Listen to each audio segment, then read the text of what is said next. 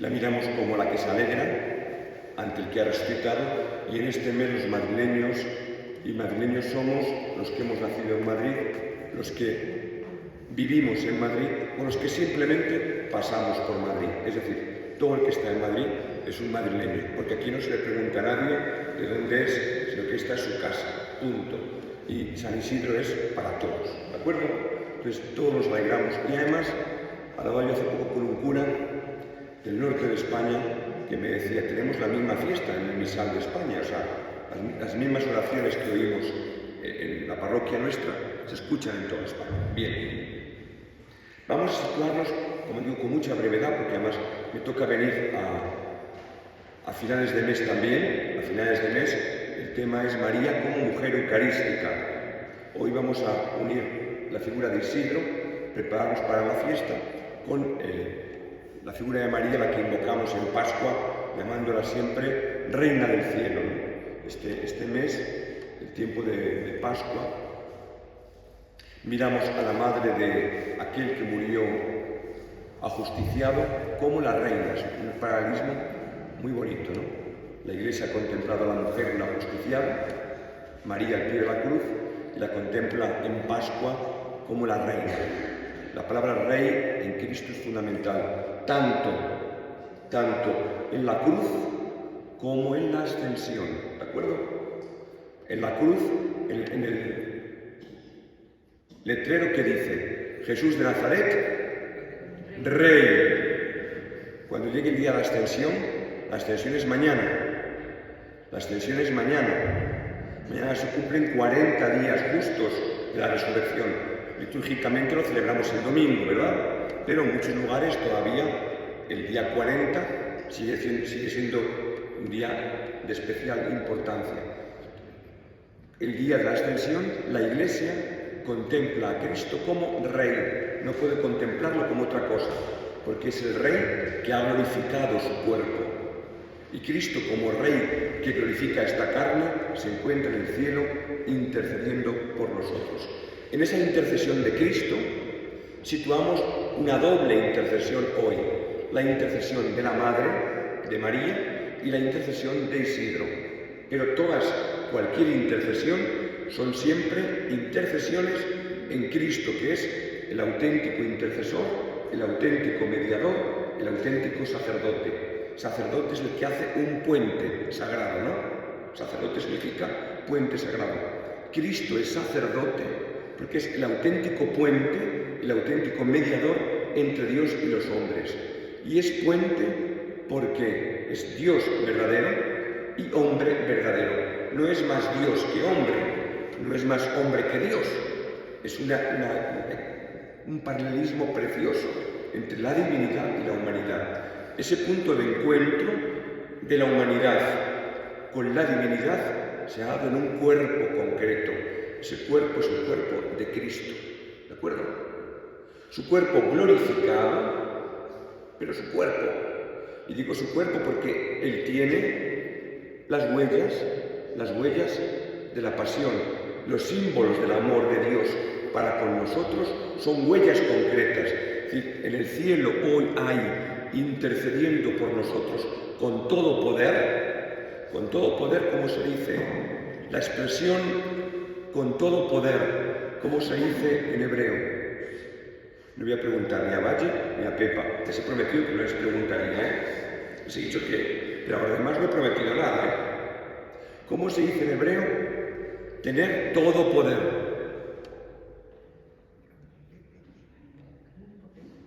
Muy bien, la frase es muy buena, pero omnipotente es todopoderoso. Pero tener el mismo poder del Padre, hay una expresión que la conocemos perfectamente, pero que no nos damos cuenta cuando la decimos muchas veces. ¿De qué estamos diciendo? ¿Cómo decimos en el hablar cotidiano que Cristo, después de la ascensión, tiene el mismo poder del Padre en su divinidad? Todopoderoso y omnipotente es lo mismo.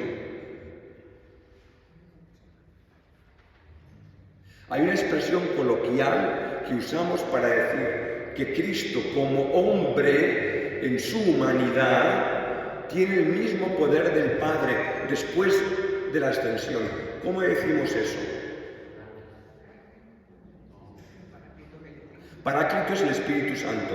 Paráclito significa abogado. ¿De acuerdo?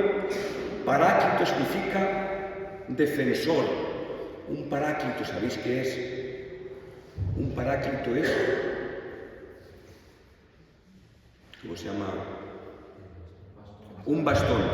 Un bastón se dice en griego paráclito, porque es mi defensa o mi ayuda. Lo que me defiende en griego, dice Cristo, os daré otro paráclito, otro defensor, otro abogado, ¿no?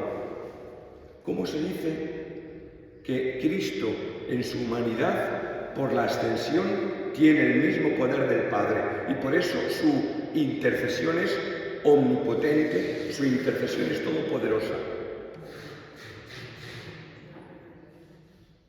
Esto no lo vamos a olvidar nunca, ¿eh? Jacobo, ¿te lo puedo decir a ti solo? ¿Eh? Te lo digo a ti solo, y tú se lo dices a la gente. Está sentado a la derecha de Dios Padre. Está sentado. A ver, eso a la gente. Está sentado. Muy bien, Jacobo, lo sabes perfecto. Cuando decimos que Jesús está sentado a la derecha de Dios Padre, lo que estamos diciendo es que tiene el mismo poder del Padre. Eso es la intercesión. Pues bien, eso para que entendamos su intercesión. Pues para entender la intercesión de la Virgen o la intercesión de San Isidro, que nos ocupan, hay que entender que el único mediador, que el único Salvador se llama Jesucristo, y cualquier intercesión está en Él. Ahora bien, dicho esto, en el tiempo de Pascua, cae casi siempre la fiesta de San Isidro. Por eso siempre a San Isidro hay que situarlo en el contexto de los aleluyas, del cirio pascual, ¿de acuerdo? Del agua bendita, porque en Pascua, en muchas parroquias, no se hace acto penitencial. En el tiempo de Pascua, en muchas parroquias, no se dice yo confieso, tal, sino que se bendice agua y se asperja con agua, ¿no? Es decir, se hace memoria del bautismo.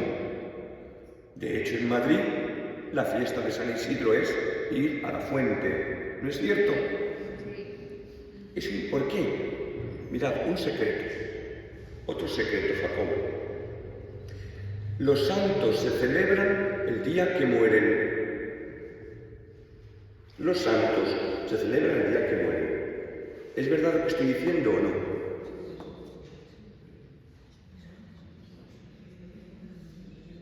Por ejemplo, la fundadora del Santo Ángel, fundador, ¿qué día son santos? ¿Eh? ¿Cuándo murió? ¿Y cuándo lo celebráis? Porque se murió ese día. ¿San Isidro qué día se murió? San Isidro se murió el 30 de noviembre. Es la primera cosa que nos llama la atención. Los madrileños son raros para todo.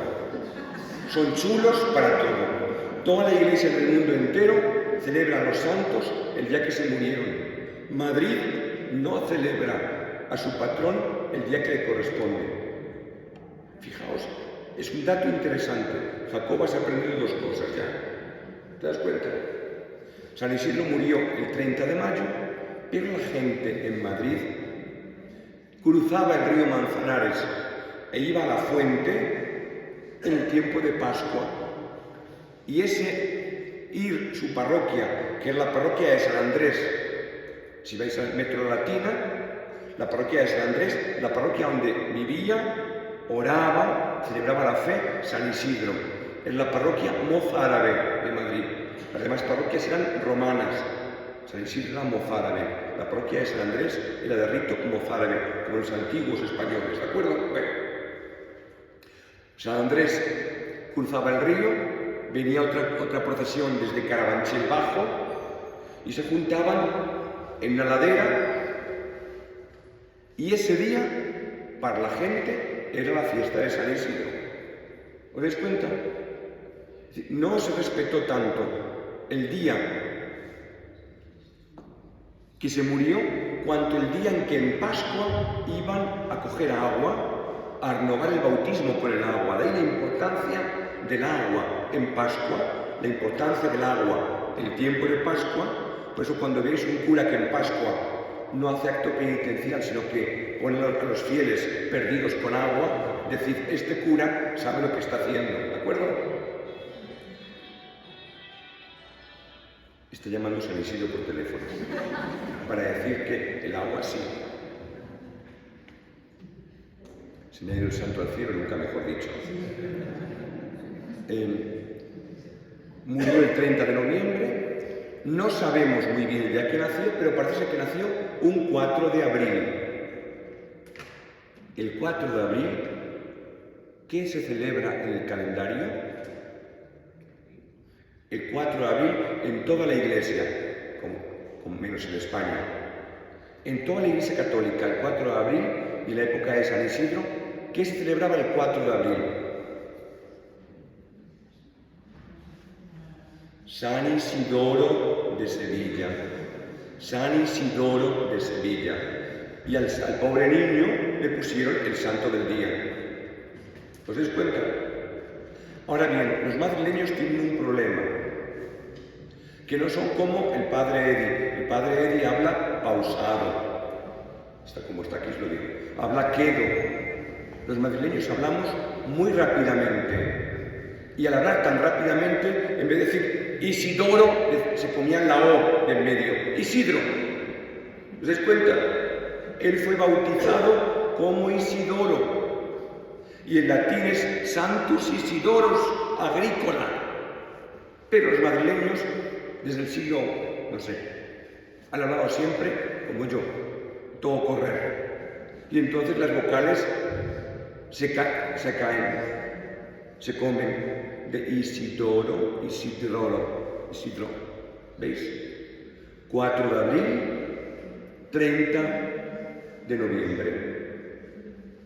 Pero a él se le recuerda el día 15 de mayo. Y la razón para que se sepáis para siempre es la confluencia de dos peregrinaciones. La que venían los mozárabes, que venían de Carabanchel, los mozárabes que iban desde Madrid. ¿De acuerdo?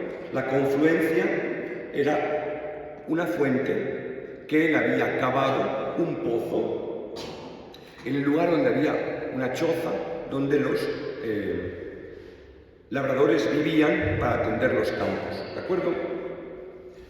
¿Qué sabemos de San Isidro? Sabemos muchas cosas y a la vez pocas cosas. ¿De acuerdo? Muchas cosas. ¿Por qué muchas cosas?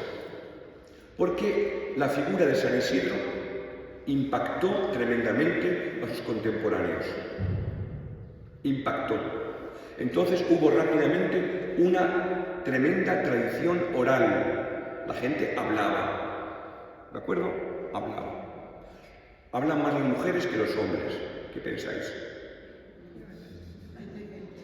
50-50. Depende. Ahora, veréis por qué lo digo ahora, Veréis por qué lo digo, No olvidéis lo que acabo de preguntar. Si hablan más las mujeres que los hombres, ¿vale?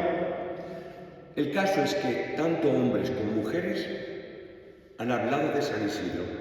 Les ha impactado esa figura, que no era el capitán general de Madrid, ni el alcalde de Madrid, ni noble, ni obispo, ni abad, ni religioso, sino un fiel laico, un trabajador, un hombre casado, un padre de familia. No es poco esto, Pero en una sociedad en la que se escribe únicamente del gobernador de Madrid, o de los reyes que pasaron por Madrid, o del abad del monasterio. Hablo de monasterios porque las religiosas, los religiosos, que en aquel momento se llamaban monjes, fueron muy importantes en la vida de Isidro, Fueron muy importantes en la vida de Isidro, como fueron muy importantes en el comienzo del Madrid cristiano. ¿De acuerdo? De hecho, él sabe leer y escribir porque los monjes educados daban a los jóvenes. La cultura se transmitía gracias a los jóvenes, pero escribir, se escribía de la gente importante, y San Isidro aparentemente no era importante. Pero la gente quedó impactadísima de él y comenzó a hablar un montón de cosas. Un siglo más tarde, en el siglo XIII, porque San Isidro vivió en el siglo XII, un siglo más tarde, un fraile franciscano, un diácono, escribió un códice. Aquí está el texto completo del códice. Aquí hay más cosas que el códice, evidentemente. El códice es muy pequeñito. El códice tiene 6 milagros y 6 cantos. ¿De acuerdo? 6 milagros y 6 cantos. Se recogen un siglo después de su muerte, porque este hombre ve que la figura de San Isidro, la memoria de San Isidro, no solamente no se ha perdido, sino que ha ido creciendo. Y la gente de fuera de Madrid viene también a su sepulcro. ¿Qué dice este códice? Comienza así. En Madrid perdura la memoria de Isidro el agricultor. Así comienza el códice. Apud majoritum, en latín es en Madrid.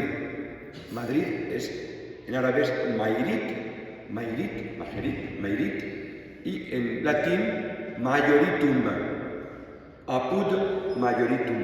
En Madrid perdura la memoria de este hombre.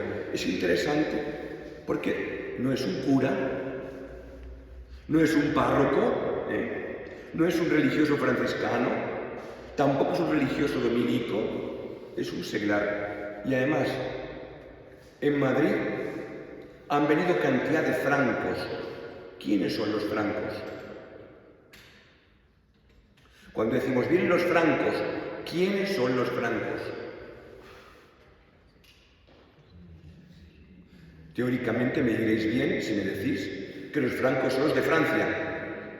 Pero en ese momento, todo el que viene más allá de la cordillera carpetana, de la cordillera central, los que vienen de arriba, los castellanos viejos, son los francos, ¿de acuerdo? Vienen los francos con monjes franceses, monjes franceses, que traen liturgia nueva, liturgia de Europa, la liturgia romana. Los cristianos de Madrid tenían liturgia hispana, llamada después mozárabe. Es decir, encontramos en el Madrid de San Isidro dos maneras de ser cristiano. La manera extranjera, franca, romana, y la manera española, típica, propia de aquí, que es la manera mozárabe. Como los que venían de fuera fueron tantos, y como el Papa de Roma quería proponer su liturgia, se impuso el rito romano. Es decir, si cogéis un misal,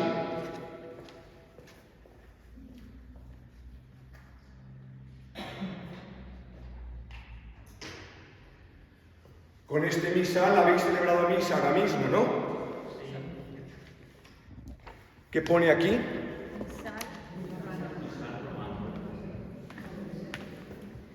A ver, Angelina, ¿qué pone aquí? Misal romano. Misal romano, ¿veis? Aquí pone misal romano. ¿Te das cuenta?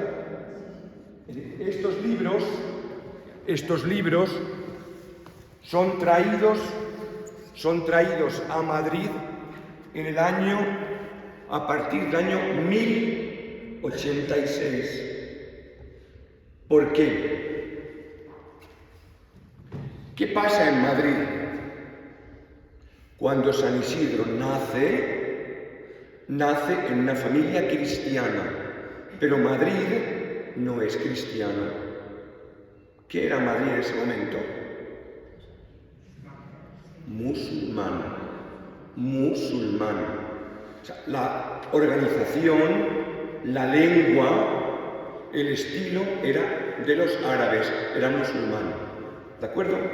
hasta el año 1085, toda esta zona, desde la sierra hacia el sur de España, toda la zona se llama Al-Ándalus. Es decir, San Isidro nace en Al-Ándalus, no nace en Melilla, pero casi. ¿De acuerdo? No nace en Melilla, pero casi. Nace en Madrid, pero es un Madrid musulmán. Cuando San Isidro se bautiza, todo el contexto es musulmán. Hay un pequeño grupo de gente que trabaja el campo. La gente que trabaja el campo son generalmente cristianos. La gente bien, la gente pudiente, la gente que vive en el centro de Madrid, esa gente son musulmanes.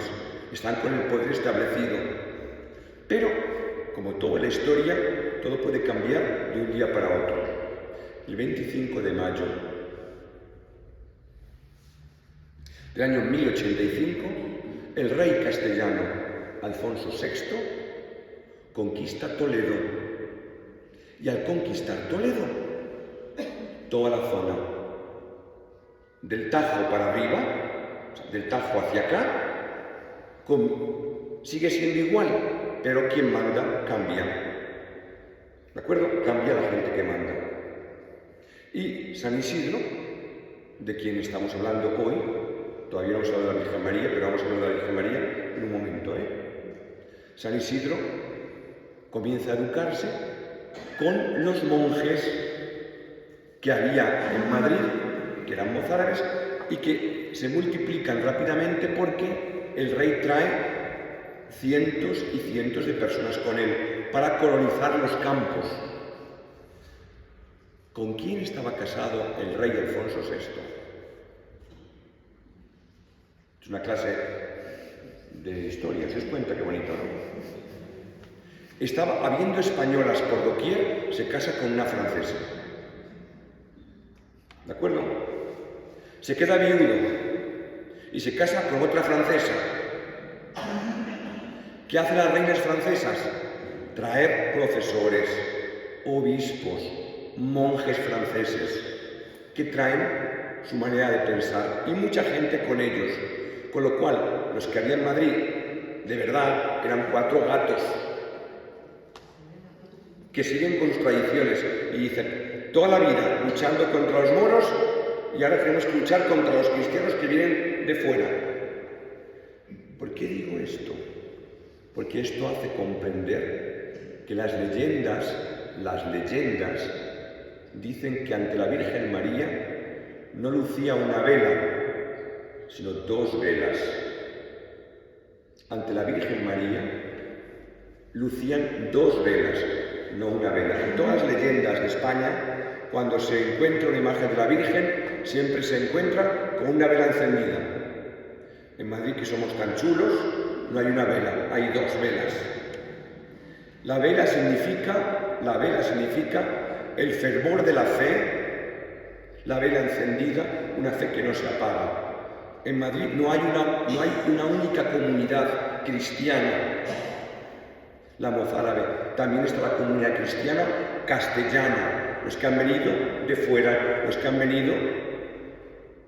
Los mozárabes eran de aquí, pero también con gente que venía del sur. Muchos andaluces, muchos extremeños, huyendo cuando había persecuciones, venían a Toledo, venían a Madrid, llegaron hasta León, etc. España ha sido siempre un trasiego de ¿cómo se llama? De ir y venir de gente, ¿no? Ahora bien, hemos dicho mucho de San Isidro.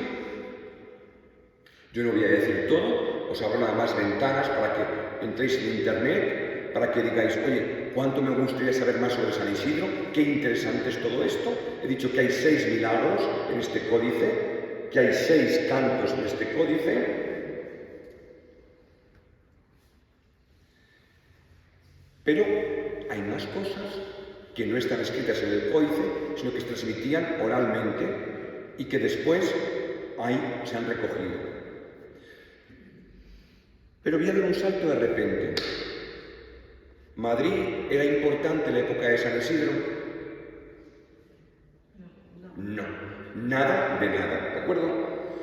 Ávila era importante, muchísimo. Ávila tiene murallas. Segovia era importante. Ya está la Bunense barriendo para adentro. Segovia era importante. Muchísimo. La presencia de Roma. Imaginaos Roma, un acueducto como el que hay en Segovia, no lo hay en otros sitios, ¿eh? O sea, Segovia tiene importancia desde la época romana. O sea, fijaos, León era importante, León era importantísima. La ciudad de León, capital de Castilla. Oviedo, no digamos, en el sur musulmán. La ciudad más importante, la más importante de toda Europa, por encima de Roma, es Córdoba. El puerto más importante será, durante muchos tiempos, Sevilla. Madrid es nada de nada. Y va a seguir siendo nada de nada durante un montón de siglos. Pero los madrileños tienen su santo, que es suyo. Nadie se entera, pero ellos lo tienen como propio y lo quieren, lo hacen fiestas, lo sacan en procesión, no llueve, sacan el santo. Y además, 40 años después de muerto, sacan el cuerpo y está momificado. No se ha corrompido, a pesar de que estaba en campo abierto y caían chuzos de punta sobre la sepultura. El cuerpo no se deshace. Lo meten dentro de la iglesia, su propia parroquia, que era San Andrés. El meter el cuerpo dentro de la iglesia y ponerlo debajo del altar, es decir, este es un santo de categoría. Pero para colmo de males, el santo comienza a obrar prodigios. Hoy vosotros miráis Santa Lucía. La gente pensaba Santa Lucía está un poco lejos. San Isidro está más cercano. Los mayores milagros que están recogidos aquí, publicados, son sobre la vista. La gente iba a pedirle milagros a San Isidro sobre la vista. Todo tipo de milagros, pero sobre todo sobre la vista y especialmente, como era labrador, los labradores decían, tú eres paisano, tú nos entiendes. Y hoy tenemos un ambiente global. Antiguamente, si no llovía, la gente se moría, porque no había el comercio que hay hoy, ¿no? Ahora bien, ¿qué le pasó a Madrid? ¿Qué le pasó a Madrid en 1561? ¿Qué le pasó a Madrid, aquel antiguo poblachón manchego, que sí era interesante, pero no importante, ¿eh? Era interesante, pero no importante, ¿vale? Había venido la reina Isabel la Católica varias veces, había habido cortes en Madrid. Pero ¿qué le pasa a Madrid en 1561? Es decir, un siglo después de comenzarse la construcción de esta iglesia. Esta iglesia se construye en 1449. Ese artesonado es mudéjar auténtico, 1449. ¿Qué pasa en España en 1561? No he oído. Que Felipe II dice, yo quiero ir ahí.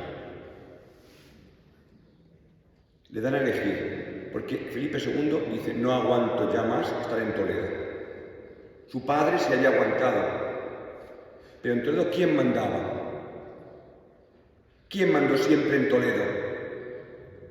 El arzobispo, el primado de España. Y Carlos I, bueno, lo aguantó con paciencia, pero Felipe II dice, no, aquí el que manda soy yo. Y quiero un sitio donde yo mande. Y dice, hombre, pues mira, puedes irte a Barcelona, que tienes el dominio de todo el Mediterráneo. Mejor vete a Lisboa, porque en aquel momento, momentáneamente, Portugal y España están unidos. Si te vas a Lisboa, llevamos ya un siglo y pico unidos a América, desde allí gobiernas América, hubiera sido ideal.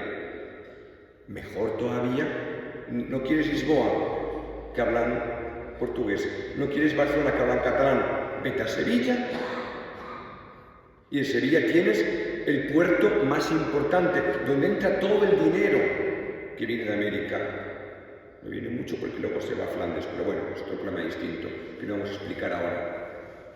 Pero Felipe II le viene en gana hacerse un monasterio y corte en el centro de la península.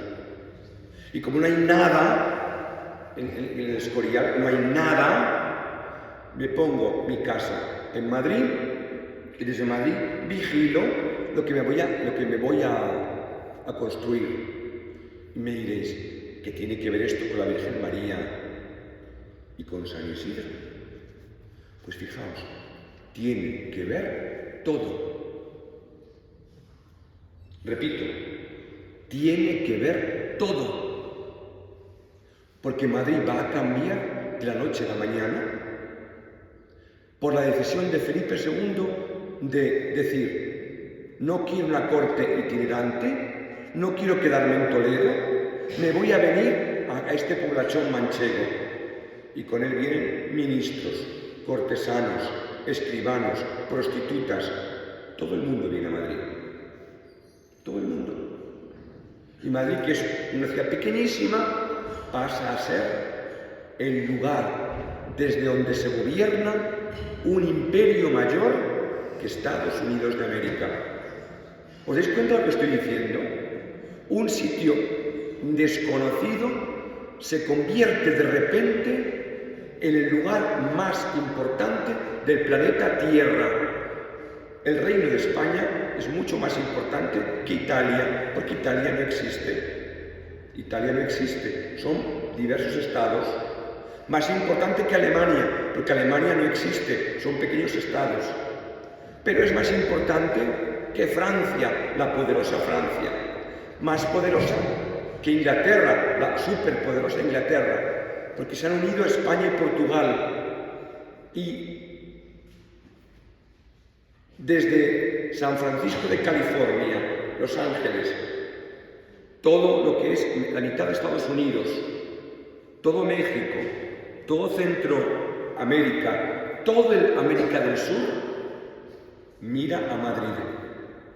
Pero incluso unas islas en Asia se llaman las de Felipe. ¿Cómo se dice en latín las de Felipe II? Filipinas. ¿Os cuenta? Hay cantidad de islas en Asia que hablan español y de repente se encuentran que en Madrid, el santo que en Madrid hay no lo conoce ni el gato y que Roma no lo tiene por santo. ¿Os dais cuenta? Y que Madrid no tiene historia, no es como Ávila, no es como Segovia. Bueno, pues la gente dice, nosotros no vamos a ser menos, Y lo que no tengamos, lo inventamos. ¿De acuerdo? Lo que no tengamos, porque para chulo, yo. Y claro, con un poquito, estiran. Madrid antiguo, sí, pero realmente no sabemos muy bien cuándo Madrid existe. Sabemos que Madrid, en el siglo IX después de Cristo, los musulmanes hacen un alcázar, y con alcázar una almudaina. Ojo la palabra almudaina, Y los moros hacen una ciudad amurallada, y antes algo habría. Y decir algo habría, llegó a verlo, ¿no? ¿Había cristianos antes? Pues bueno, sabemos que había mozárabes, y antes los mozárabes no había habido visigodos. Bueno, pues probablemente sí. ¿Por qué? Porque en Vicálvaro hay cantidad de visigodos. En Vicálvaro han encontrado miles de tumbas visigodos. Aquí en la Piovera había visigodos. En Barajas había visigodos y antes romanos. Pero certeza, no. Bueno, pues entonces ya que tiramos por lo alto, vamos a decir que Nabucodonosor, el rey de los persas, vino a Madrid. Y que Hércules vino a Madrid y a Toledo. Es decir, todos los grandes de la antigüedad aquí están. Y la Virgen María, bueno, no pudo venir a Madrid. Ya los de Zaragoza ya dicen que sí. Pero en Madrid tenemos el propio Nicodemo, que dio sepultura a Cristo, ya trajo una imagen. Y esa imagen la pintó el mismo San Lucas. Claro, sí, os reís, pero eso se ha dicho durante siglos, Y como en Madrid había devoción también en Atocha, ¿sabéis? Tú, Jacobo, ¿sabes qué significa Atocha? Bueno, nadie sabe lo que significa Atocha, pero la palabra que te voy a decir ahora tampoco la conoces, pero la gente sí la conoce. Esparto. ¿Qué es el esparto? ¿Qué es el esparto? Una planta. Los atochares eran campos de esparto, ¿de acuerdo? Y allí había una ermita a la que sí que fue San Isidro, ¿de acuerdo? A la que sí que fue históricamente San Isidro. ¿Cómo se dice en árabe ciudadela? Ciudad es Medina en árabe. Y ciudadela, Almudaina. Pues la Virgen de la Almudaina y la Virgen de los Atochares. ¿Veis? Ya tenemos dos advocaciones marianas. Ahora bien, eso que era únicamente de madrileños, con la corte aquí, tiene que ser algo estrepitoso. Si Nicodemo había traído la imagen de la Virgen de la Almudaina y la había pintado San Lucas, San Pedro tuvo que haber mandado a traer la de Atocha. ¿De acuerdo? ¿Qué quiero decir con esto? Que Madrid no tiene historia y tuvo que crearse una historia. Y entonces eso afectó muchísimo a nuestra percepción de cómo vemos a San Isidro y a la Virgen Santísima. Entonces nosotros que somos hombres y mujeres de fe, que somos creyentes y creemos en Cristo como Señor y la intercesión poderosísima de la Virgen María, llamémosla Blanca, Atocha, Almudena o como sea, la Virgen es la Madre de Jesús, y San Isidro, que no sabemos nada más que lo que dice el códice, 6 milagros, 6 cantos, fueron amplificados. ¿Por qué? Porque había que dar un empaque a una ciudad que era mucho más que Nueva York en su momento, que era el Madrid de los Austrias. Felipe II es un Austria, ¿no? Fijaos, esto que acabo de decir parece una tontería, pero generalmente nunca pensamos en ello. Que el que Madrid fuese políticamente una ciudad importante afectó nuestra comprensión de nuestra fe. Y claro, ¿qué sucede? Voy a poneros un ejemplo muy sencillo. Cuando os canséis me dices que corte y corto, Pero tengo todavía cosas interesantes que podemos aprender hoy, Si estáis cansados, yo voy cortando, San Isidro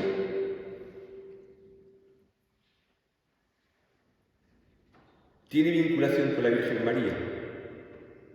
Pues fijaos, tanta es la vinculación de San Isidro y tal es su devoción que en esos 6 cantos, el primer canto que habla sobre San Isidro, el primer canto, y que haya cantos es muy importante porque el pueblo ha hecho coplas.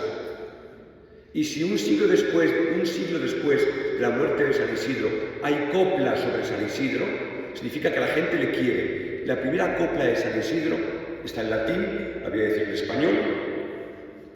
La primera copla dice así, fijaos: alabemos a Isidro, egregio por la fama de su virtud, lleno de la fuerza del Señor, no se preocupa tanto de descansar, sino que se levanta muy de mañana y va a la iglesia y busca el altar de la Virgen. Fijaos qué detalle, llama a María la Virgen. Y en la casa de la Santísima Madre, en presencia de Madre y de Hijo, ora y también visita ermitas cercanas. El primer canto que hay sobre San Isidro lo vincula a la Virgen María y habla de que reza ante un altar de la Virgen donde se ve que la imagen de la Virgen tiene en su mano un niño, porque dice la madre y el hijo.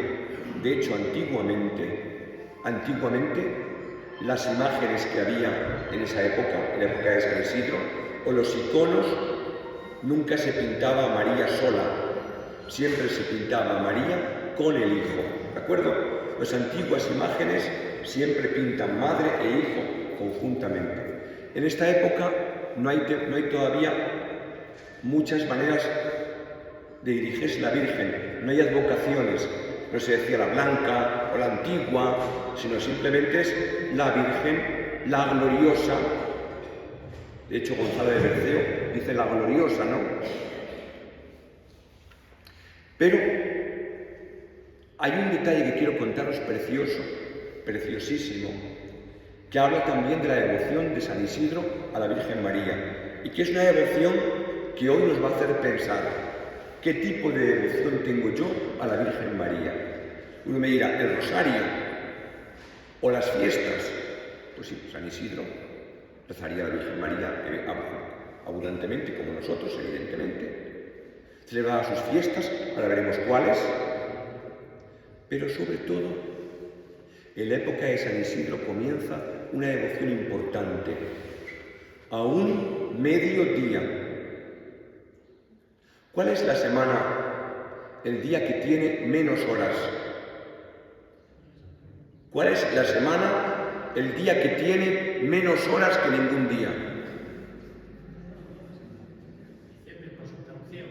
¿Perdón? No, el día que en la semana, no en el año, en la semana, el día que tiene menos horas que otros días. El jueves. ¿Por qué el jueves tiene menos horas? ¿Por qué el jueves tiene menos horas? ¿Qué día tiene menos horas en la semana que los demás días? El sábado.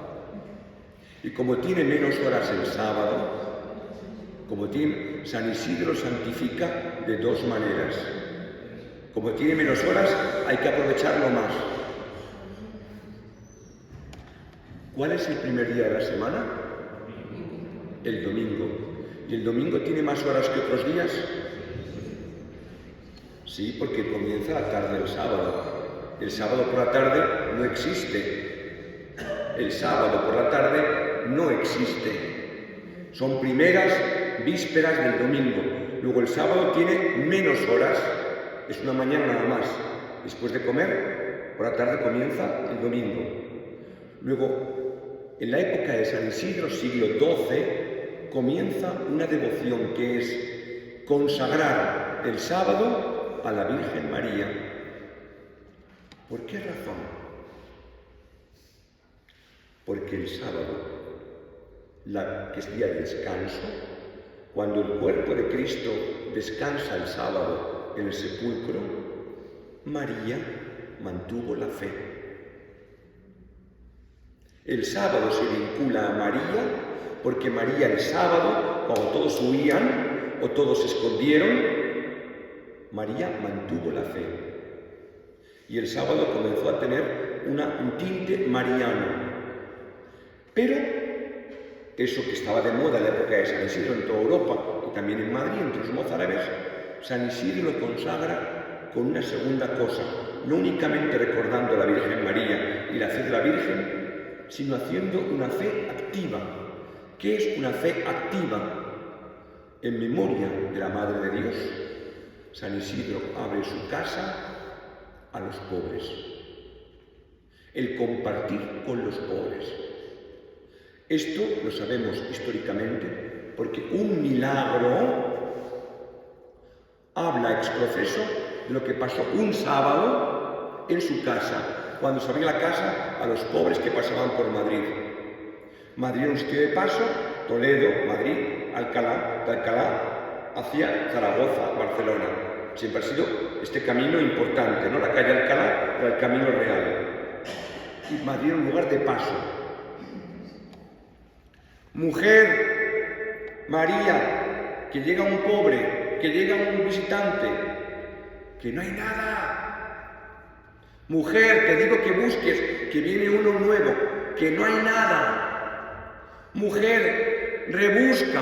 Y vale, sale la María en jarras, te he dicho que no hay nada. Y el marido dice a la mujer, ve y comprueba. María vuelve a la cocina y la olla rebosa de carne.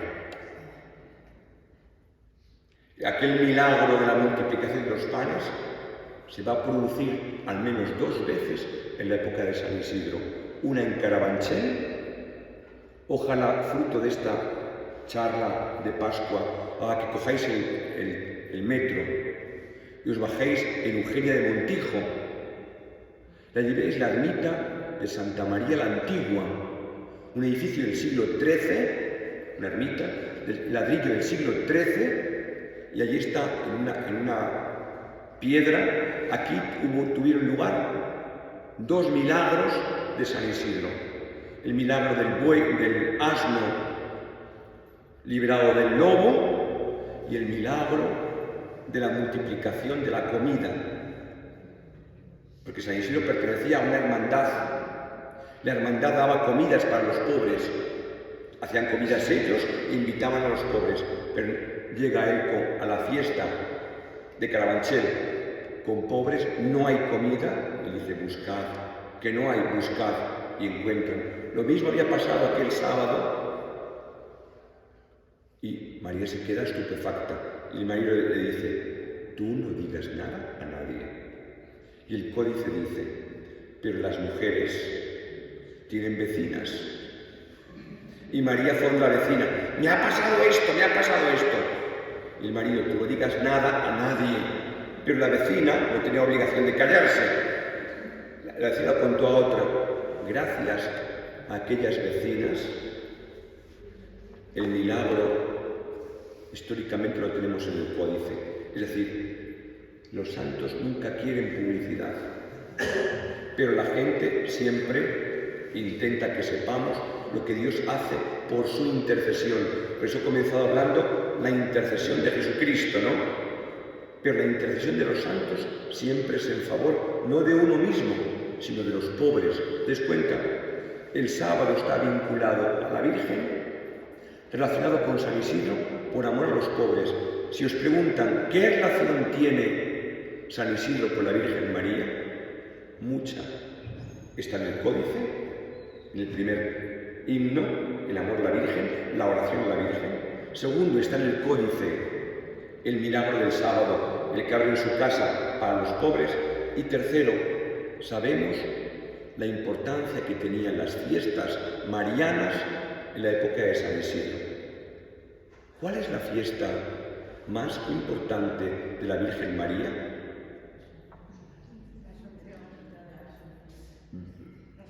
La Asunción, no hay duda. La fiesta más importante de la Virgen es su propia Pascua, su dormición, su tránsito glorioso. La muerte de María le llamamos dormición, ¿no es cierto?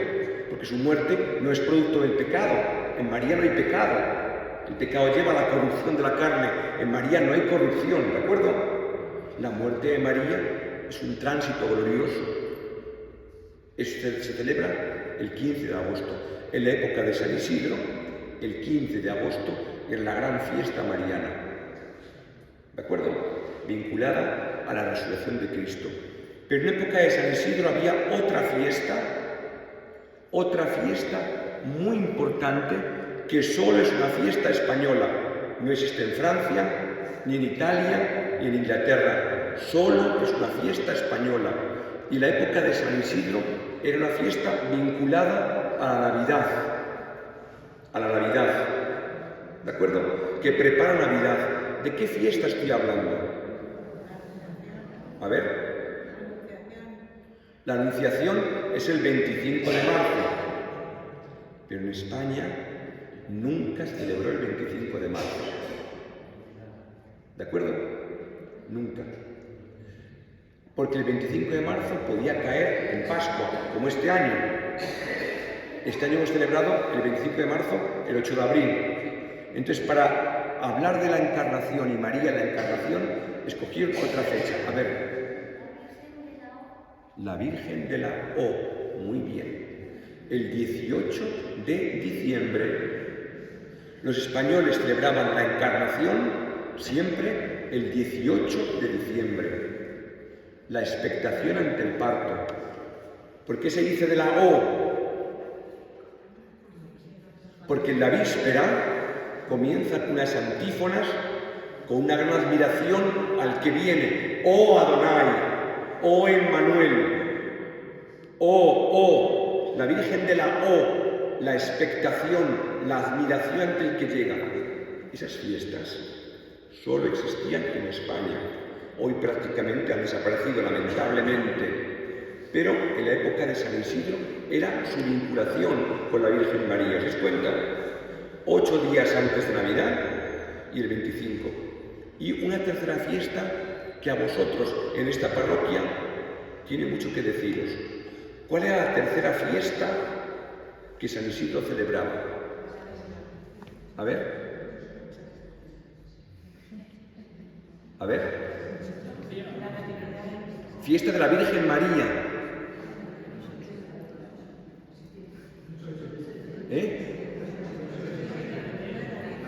Si habláis todos la vez, no me entero.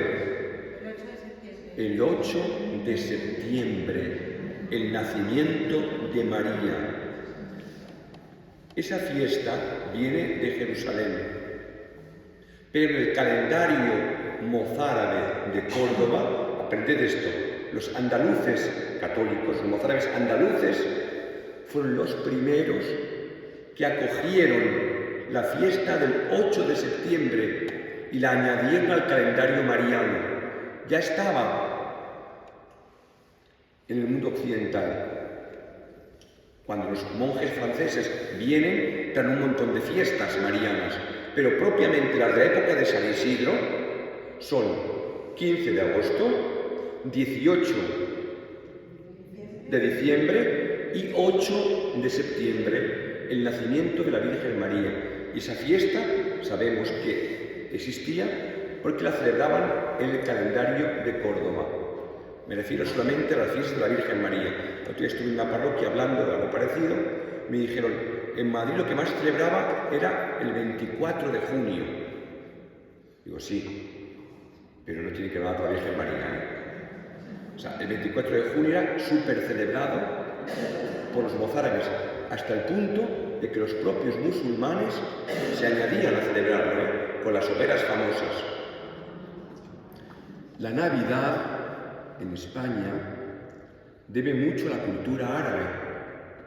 La Navidad en España, porque los mozárabes eran católicos, su forma de vivir la fe era como los antiguos visigodos, pero ellos eran árabes, hablaban árabe, vestían como árabe, pensaban como árabes, comían como árabes. Y los árabes que tienen dulces encantadores. Los mozárabes los que transmiten el mazapán, los turrones, ¿ves? Y eso se comían, ojo, el 18 de diciembre. Siempre y cuando no comiesen carne, ni nada que tuviese que ver con la carne. ¿Por qué? Porque los mozárabes, como los antiguos, antes de Pascua y antes de Navidad, no podían tomar carne. Por eso los mantecados se tomaban después de la misa de Navidad. Los mantecados no se tomaban en el Adviento, sino se reservaban. Los cerdos se mataban en San Andrés, ¿no? O en San Martín. ¿Y qué hacían con la manteca? Que no podían comer porque estaban en Adviento. La conservaban con harina, con azúcares, con miel, y vienen los mantecados de Navidad. Los tomaban los dulces desde el día 18 de diciembre, los mantecados a partir del 25 de diciembre. ¿Veis cómo todo tiene que ver la Virgen María con los dulces? ¿Por qué se repartían dulces?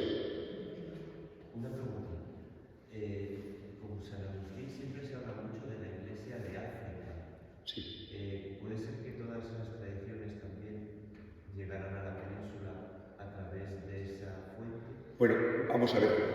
Cuando San Isidro vive, ya no existe la Iglesia de África. La Iglesia de África deja de existir en el siglo VI. La Iglesia de África deja de existir mayoritariamente. Había pequeños grupitos con los vándalos. Los germanos invaden la península ibérica, suevos, alanos y vándalos, que atraviesan la península y se extienden fundamentalmente por el norte de África. Ellos eran tremendamente anticristianos y, de hecho, cuando Agustín muere, cae la iglesia del norte de África. Hubo cristianos, sí, porque cuando llegan en el siglo VII los musulmanes, y cuando en el siglo VIII llegan los musulmanes a España, muchos cristianos de España son llevados al norte de África. Pero los cristianos del norte de África, todavía tú vas a Fez y a Mequinez en Marruecos, y en Marruecos se habla del barrio de los andaluces. Eran antiguamente cristianos, pero quedaron muy poquitos. Los cristianos de la península ibérica, lo que hoy es España, Portugal y Andorra, la península ibérica, estaba dividida en dos grandes grupos, los del norte y los del sur. Los del norte, diversos reinos cristianos, los condados catalanes, el reino de Aragón, el reino de Navarra, el reino de Castilla, el reino de Asturias, el reino de Galicia metido en Asturias, luego el incipiente condado castellano, reino de León, condado castellano. Todos esos grupos les une la misma fe, que también son de liturgia hispana, diríamos mozárabe, pero luego ellos, al estar en el norte, están más influidos por los francos, ¿no? Pero el norte de África, en la antigüedad, sí influye. En la época de San Isidro ya no influye. ¿De acuerdo? ¿Por qué toman dulces? Estaba explicando. Porque la gente joven no la tasa la iglesia fácil. Tienes que darle siempre algo, ¿eh? Y los párrocos, el 17 de diciembre, la víspera de la O, las fiestas comienzan por la víspera, hacían unas grandes catequesis hasta el día de Navidad y atraían a la gente después del sermón por la tarde. Antiguamente no había misa más que por la mañana, solo había misa por la mañana. Por la tarde había un lucernario. San Isidro iba todas las tardes a la iglesia lucernario. Lucernario significa oración vespertina encendiendo velas, como aquí siempre se ha hecho antiguamente con Santa Lucía. Antiguamente en Santa Lucía había procesiones con velas encendidas o incluso había en la calle unas grandes hogueras. Los lucernarios eran la manera de decir que rezaban por la tarde, encendiendo una luz en las casas o luces en las iglesias. Lucernario. Pues al acabar el lucernario, el párroco daba una charla, unas catequesis, también los monasterios se daban catequesis, y se repartían dulces. Esos dulces atraían a la gente y les animaban a venir a la iglesia, ¿no? En Canillejas eso ha durado hasta hace un siglo más o menos, porque las catequesis aquí se hacían en torno a Santa Lucía. Los bollos de Santa Lucía, las tortas de Santa Lucía, era una manera de compartir, pero también de atraer a la gente, ¿no? Bien. Habría mucho más que decir de San Isidro, de este labrador universal, que no fue canonizado por Roma hasta 1622, un 12 de marzo. Él murió en 1170, 40 años después fue entrado su cuerpo momificado en la iglesia de San Andrés. En 1561, Felipe II viene a Madrid, se dan cuenta de que no está canonizado por Roma, y el proceso fue tan largo, que duró hasta 1622. Gracias a ese proceso, tenemos más noticias que esto, porque se fue escribiendo todo lo que los pueblos recordaban. ¿Había trabajado en Garganta de los Montes? Sí. ¿Qué piensa la gente? ¿Se había casado en Torrelaguna? Sí. ¿Qué dice la gente de Torrelaguna? Y así conocemos que su hijo fue a vivir a Toledo, San Illán, que su hijo se cayó en un pozo. Todo eso no está en el códice, está en los procesos que hubo que hacer para que Roma lo reconociese como santo. Su mujer, María, de la que se veneraba en Torrelaguna su cráneo, la cabeza, por eso el mote de Santa María, la de la cabeza, María no sufrió un proceso, sino que Roma dijo, si el pueblo de Madrid la venera como santa, bien está el culto que se la da, ¿sabes? Su hijo, sin embargo, lamentablemente, San Illán, nunca ha tenido proceso ni tampoco un reconocimiento. Se dice San Illán, Illán es la manera castellana de decir en latín Julián, Illán es Illanus, como Santillana es Santa Juliana, ¿no? Santillana, Santa Juliana, en castellano. San Illán está enterrado en Cebolla, un pueblo de Toledo. Santa María estaba enterrada en Torrelaguna y el rey Carlos III, el Borbón que vino de Nápoles, mandó traer el cuerpo de Santa María, mandó sacar el cuerpo de San Andrés de su parroquia y los llevó a la iglesia de los jesuitas, que está en la calle Toledo. Echó a los jesuitas y puso a los dos santos ahí. Pero Madrid, sobre todo, siguió yendo siempre a donde estaba el agua, porque en Pascua la fiesta de San Isidro era cuando se iba a la fuente. Hasta aquí hemos llegado. ¿Queréis preguntarme algo? Si no, rezamos y nos vamos. ¿Qué hora tenemos? Bueno, pues entonces rezamos, entonces si parece y nos vamos. Y si tenéis preguntas, como vendré a fin de mes, podemos hablar. No sé si os ha parecido interesante lo que hemos dicho y rezamos juntos a la Virgen María. Regina celi letare, cuidaquem meruisti portare, resurrexit sicut dixit, ora pro nobis Deum. San Isidro y Santa María, en el nombre del Padre, del Hijo y del Espíritu Santo. Buenas noches y muchísimas gracias.